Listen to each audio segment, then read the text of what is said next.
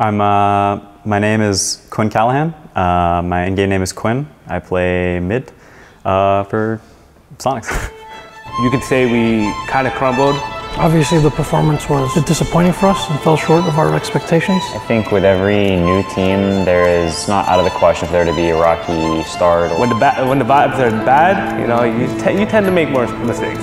I think that's been a clear takeaway. Like, we have a lot to look inwards on ourselves that, you know, we need to get much better.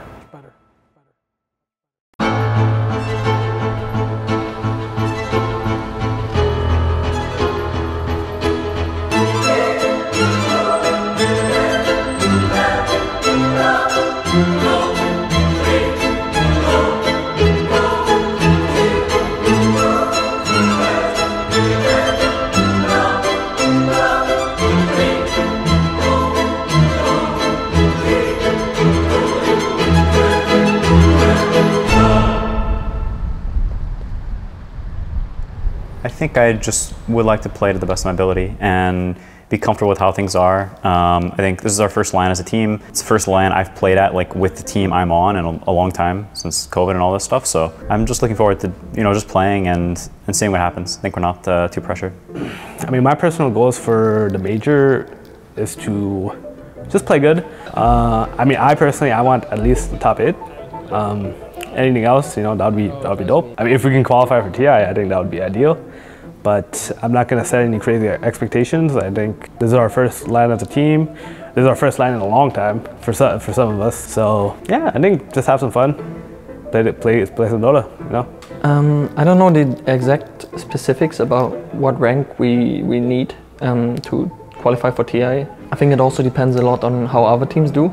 I think a safe qualification for TI comes from reaching 3rd place, around 3rd place, 4th place at Arlington. TI is probably the most important tournament of all of them because it's just very prestigious. People don't really care about the other tournaments, like majors and stuff.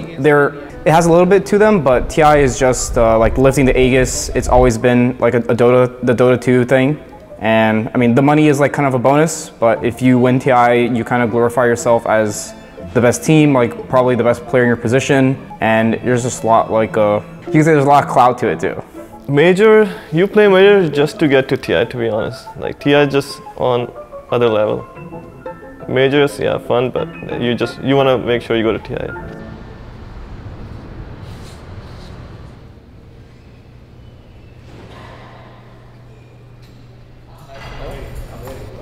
It's just been constipated for 3 fucking days.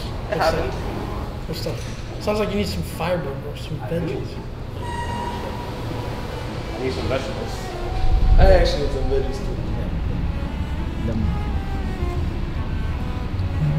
Except it's moving.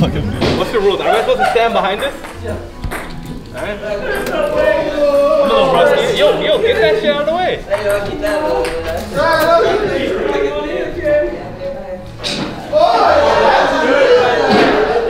That's 5. I don't know, man.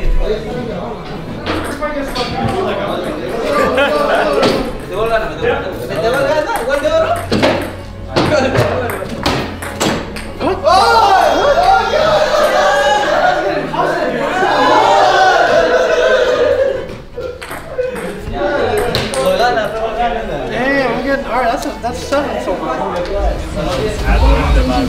Don't get too close to me. Don't get too close to me. You look like you fit in this truck right now. You got your chain going on, there's your tank top. Goodbye, my G. What's up, my G? Anthony. Driving.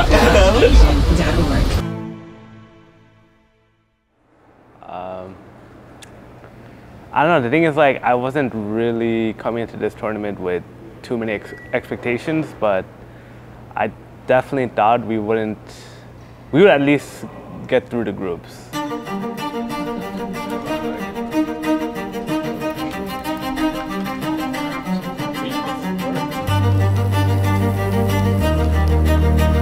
He's ruptured, time lapse is back, but he's just in the arms of Matu. So that's 3 kills for Liquid, and they're going for more. Why not? Yawar looks to be next. Double kill for Matu, and 4 dead with 0 trades. As Liquid are in firm control of this game now. I'm honestly a little surprised. A great cross-match once again onto the Medusa and now the black hole. It's cancelled off, but what does it matter? They've already got Medusa down. Everyone just falling left, right, and center here. Sign of Soniqs. Like you can sort of feel that things are issues, but it cannot be that clear that they are. Like you feel something, but you aren't exactly sure what you're feeling, and so you have to do like a deeper dive to figure out what exactly is going wrong or what needs to be fixed, things like that.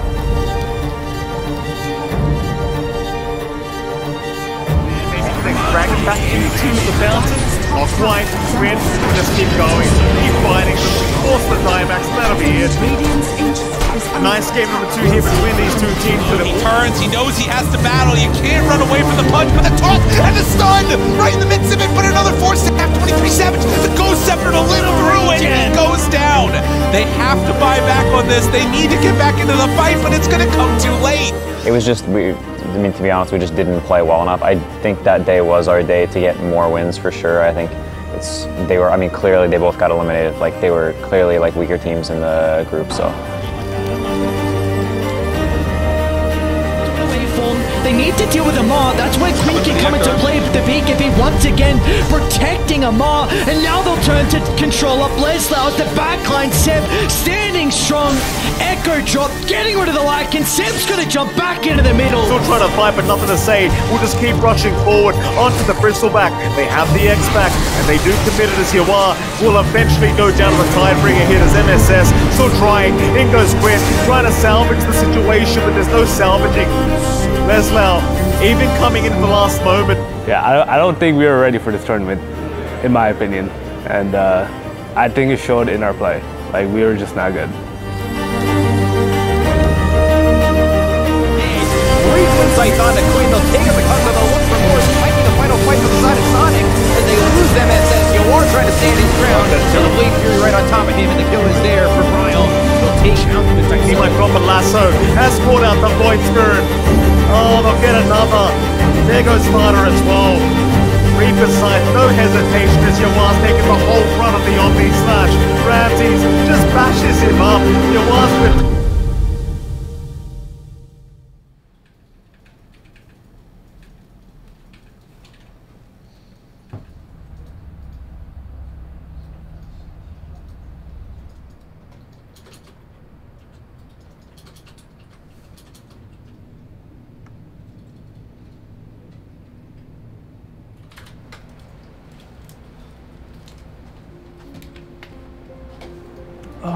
Obviously the performance was a bit disappointing for us and fell short of our expectations. At the same time, I think we came into this tournament with the mindset of this is our first LAN together as this group. This was our first real boot camp together as this group.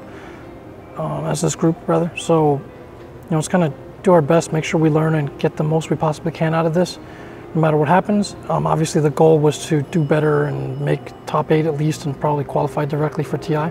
But since that didn't happen, we have to take what we can away from the games and how they went. And obviously there's like a lot of flaws and issues and problems that we have to look at deeply and fix within ourselves. So it kind of gives us a roadmap of the things that we need to work on to be able to do well against quality international competition. So, I mean, I think it's extremely likely we'll qualify to TI in one capacity or another. I think right now it just depends what that is, whether it's, you know, the direct TI slot or if it's some other slot. Obviously, we're aiming for the direct qualification slot. It's unknown right now whether EG will be in the qualifier or not. Maybe that, you know, makes things harder or easier depending what happens there. But yeah, I mean, we just need to improve and, you know, put our heads down and suck less. And I think if we play well, then I don't think this qualifier will be an issue. If we don't play well, then, you know, you never know. So I think realistically, if we get better, then things shouldn't be a problem, and we should be at TI in much better shape than we are now. I think one of them is you don't really get either get exposed or see like the full breadth of where you stand until you play these kinds of competitions. You know, these have become more fewer and far between with changes to format, with being invited to certain things with COVID. Obviously it's become more difficult, but I think it's made us more aware of sort of the gaps and the habits that we've built and like how important it is to like take advantage of even limited slivers of opportunities. I think that's been a clear takeaway. Like we have a lot to look inwards on ourselves that, you know, we need to get much better.